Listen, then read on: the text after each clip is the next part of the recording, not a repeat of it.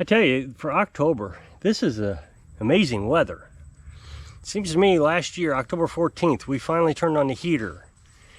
And I think we always decide to turn on the wood stove when we get down into the 40s. I think that's our limit. But we haven't gotten, I think, down into 50 yet.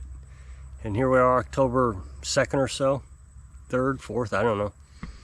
So this has been a pretty warm season. This has not been bad. I get up in the morning, I put a sweatshirt on. We leave the windows open at night. Carolyn and I have hugely different body temperature requirements. I'm always cold. She's always hot. So what else going on? Let's see. Got a call yesterday. Somebody's going to bring a lawnmower this weekend, which is different than last year. Last year, we didn't get any lawnmower requests. Probably after September, if I trying to recall. We got some chainsaws, and there were people trying to be nice to us and just digging up stuff that they had in the shed for years, and just trying to get us some work, which I really appreciated. But we're not getting that kind of business this year. We're just actually getting business. So that's good. Things are really turning around. I've been telling you quite a bit about these Facebook posts that I've been seeing. And everybody's saying they got customers, and then they get on Facebook and then ask everybody on Facebook, well, what am I supposed to be doing? They're charging $100 an hour. And some guy even said that to me, replied to me yesterday or something. They're charging $100 an hour, and they want us to do their work for them. Which is true. They get on Facebook and they say, hey, this thing has no spark. What should I check first? Well, share some of the money, and then maybe we'll help you. I just can't believe how many people are doing lawnmower repair for customers and have no idea how to repair a lawnmower. I mean, none. It's just phenomenal to me.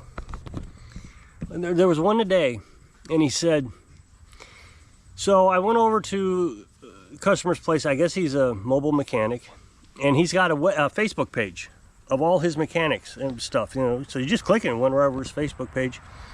And he talks about, $150 pickup fee. And I'm thinking, I can rent a trailer from U-Haul for less than that, like 30 or 40 bucks. So $150 to pick it up, $150 to deliver. So anyway, he goes over to this place. He goes through the standard diagnostic procedures, he said. That's what he said. Found out they had the wrong spark plug in it. So he put a new spark plug in it, the correct one, and he tried to start it up, and a fireball came out of the carburetor so big that it blew off the air filter and air filter housing. So it caused damage. So he says, I checked the valves. They looked fine. They moved. The only thing I can think is that it was timing. So I told the guy he was going to have to take it to the shop. A shop. No, a shop. Not the shop. A shop. And so I'm assuming he got to put that in his trailer and took it over to the shop for 150 bucks plus whatever diagnostic fee he charged. That's what I'm guessing. So he says, I think it was timing. What do you guys think? And I said, well, I'm a little confused here. There's three things I don't understand. First, who's the shop? I thought he called you. If not you, then what's the shop? Two, you said you looked at the valves, but you never said you gapped them. What was the gap? And three, if you thought it was a timing issue, why didn't you check the flywheel? And then this was a side-by-side machine, so it could have had a timing chain for the camshaft, or it could have had, the timing gear, crankcase gear for the camshaft. Either way, if the flywheel has slipped, it will cause a timing issue. So there's a key there, a little key woodward key that if it breaks, the flywheel can turn on you. I wouldn't find that very likely with a side-by-side, because usually that takes a little bit of force, like you've ran over something with a push mower and it breaks that flywheel key. But if he thought it was a timing issue, why didn't he look? So he replies back and says, well, I'm a mobile mechanic. There's no way I'm going to tear things apart in a guy's garage. Huh. You're a mobile mechanic, but you're not going to do any mechanics work mobily. I don't understand. So what you're going to tell me is you're going to go out there, charge a guy $100 to check his thing, his whatever it is, and then tell him to take it to the dealer. That's what you're going to do. That's a great business. Not only that, you're going to get the $100 for the diagnostic, then you're going to get $150 to deliver to the dealer. That's $250, and you didn't do anything. So it baffles me. I mean, it's a con job is what it is.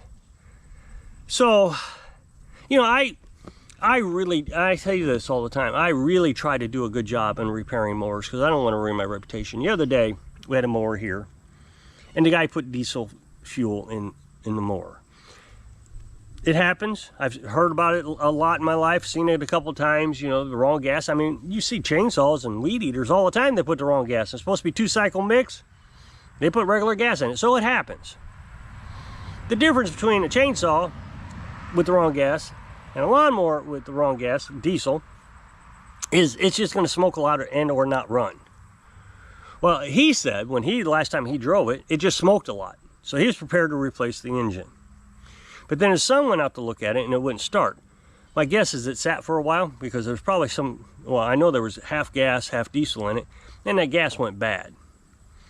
So then that made the carburetor act up, or there just wasn't enough fire or whatever. So anyway, I got the diesel out of it and I was able to start it. It ran great. Except there was a leak from the carburetor and it was dripping down onto the muffler and it was still putting out a little bit of smoke. The perception would have been from the customer standpoint, and I want to make sure the customer's happy, is it's still smoking, just not as bad. So I replaced the carburetor. Now, the OEM carburetor costs $400. And I just could not justify $400 for a 20-year-old lawnmower.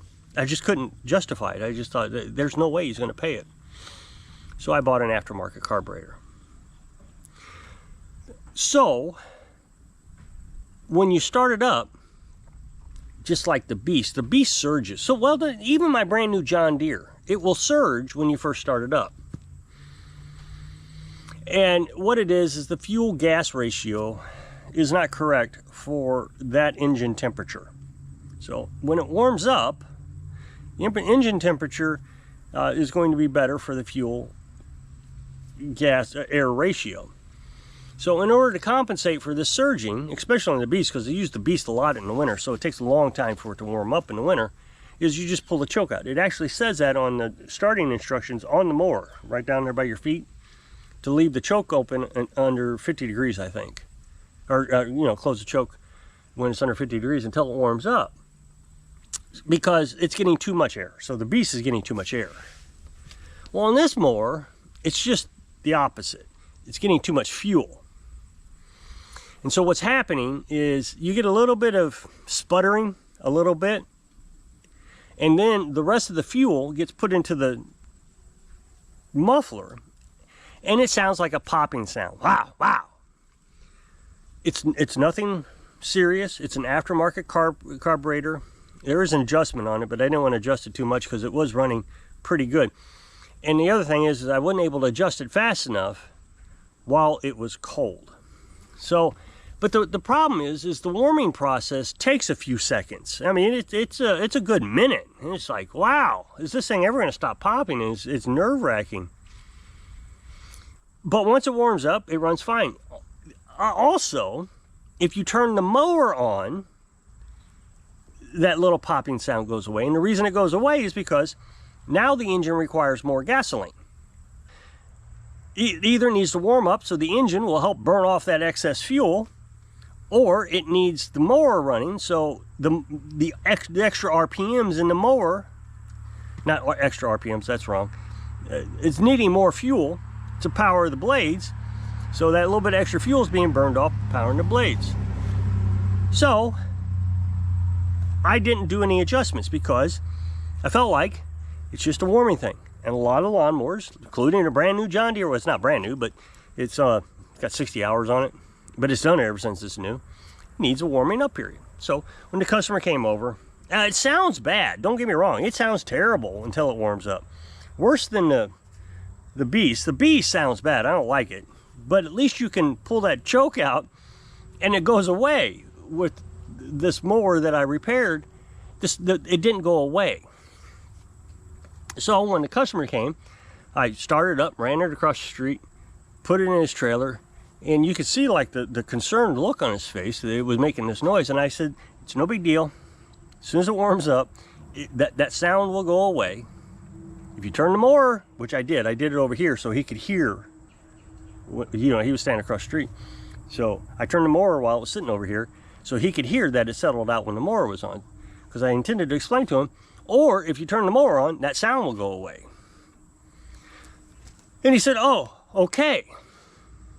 Well, that night, I was watching TV and my brain started getting into a loop that I was horribly terrified that carburetor wasn't right. It just ate at me and ate at me and ate at me. It kept getting worse. And before long, I didn't even remember. I didn't remember that it was settling out once it warmed up. I just kept thinking, I took that across the street with the customer listening to it, and it runs terrible. He's going to bring it back. He's going to want it fixed. Well, the next day, I started editing the video that I made for that mower for my other channel. And yeah, and when I started up, sure enough, you could hear that sound. But then at the end of the video, I even mentioned, as soon as it warms up, that sound goes away, which made me remember all the things I did to test to make sure that noise was going to go away. I drove it down the road with the mower blade on. Drove it all the way down probably a half mile, came back probably a half mile. It ran, and then when I pulled into the driveway, I shut the mower off, and it ran fine. That popping had went away. So everything that I told the customer, that when it warms up, it will run fine, I just forgot. So I think the point I'm trying to make here is the lack of concern that I see from these people working on lawnmowers charging $100 an hour and $150 delivery and pickup fees. I'm charging a fraction of that. I mean, an absolute fraction of that to work on a person's lawnmower. And I'm completely stressed out. Whereas they're like, well, you know, nothing I can do about it, dude. You're just gonna, you know, you're SOL. You're just gonna have to take it to a dealer, and I can see that you have no way to transport it, so I will just put it on the trailer here. You can give me $250 and we'll call it a good. I'm just, it's so frustrating with all the concerns that I have for my customers to make sure that they get a quality service when it's done. That they're going to be able to cut their grass and for a reasonable price and not be ripped off and not think, man, this is going to take forever. And you just, all the stresses that come with all that, the customer doesn't need. And these people, you know, maybe, I even said this to Carolyn, I have a real hard time to lie to people. I just can't do it. And the older I get, the harder it is. I just can't. So, you know, to tell a customer, you know, that's a complex repair there. You're gonna have to take a dealer, and you know, that's a complete manipulation. He had no idea how to fix it. Otherwise, he wouldn't have gotten on Facebook and said, "Do you think it's a timing issue?" He didn't even check timing. All they do is check. He didn't know, and he wasn't going to tear it apart in front of the customer in case it wasn't a timing issue, and then say, "Oh man, it wasn't a timing issue, but I'm going to have to charge you $100 because I had to look." There was no way to tell him. The guy was hanging over his shoulder. I just can't lie like that. Maybe that's what it is. It's just easy for them to lie to the customer, get their $250, and they didn't have to do any work. You know, change the spark plug, check the valves, so he says. I don't think he actually did. And then tell the customer, oh, well, the thing is if the dealer repairs it and says it was a valve issue. Now think about this. It was a valve issue. So the guy charged him $100 to check the valves, but the dealer is going to charge him $100 to fix the valves. The guy's out $200 for the same repair, twice. I mean, it's and you know, the other thing is on his personal page, where he advertises his business, he even asked his customers, do you think it's timing? I mean, how can you get any confidence from a guy who doesn't know what it might have been on his own page? I don't get it. Oh well. So if you'll click this up next box to take you to a video over my other channel, I'd appreciate it if you go check it out. So I hope I can inspire you to be honest, so you can live your dreams. Thanks for watching.